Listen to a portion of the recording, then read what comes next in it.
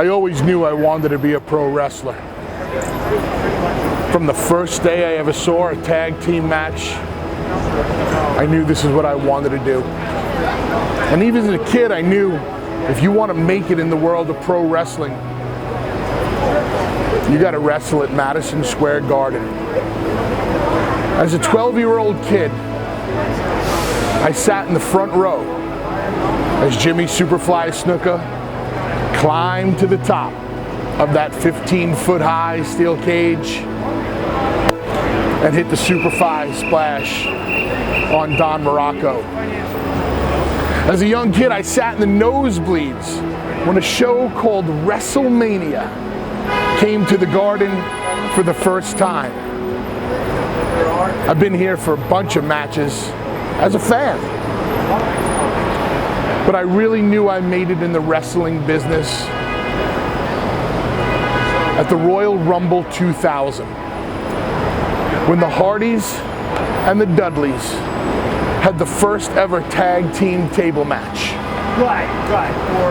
It wasn't the main event, and we didn't even win the match. But what we did was more important to me than anything else. We stole the show at Madison Square Garden. And that match put us on the map. You see, if you're gonna make it, you gotta make it in this building. You can perform in any arena you want, in any city, all over the world. But the Garden will always be the Garden. I've won matches, I've lost matches, Monday Night Raw, SmackDown, pay-per-views, you name it, I've done it in this building. And in 2016, I thought I had wrestled my last match here. I actually remember leaving and looking at the marquee and thinking to myself, this is it.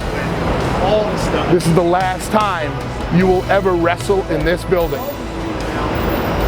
Until now. Think of it.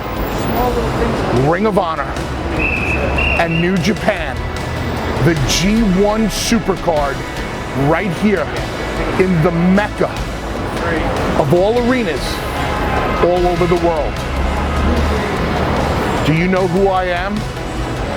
I'm Bully Ray. Do you know where we are? We're in the Garden, baby. This is G1 Supercard.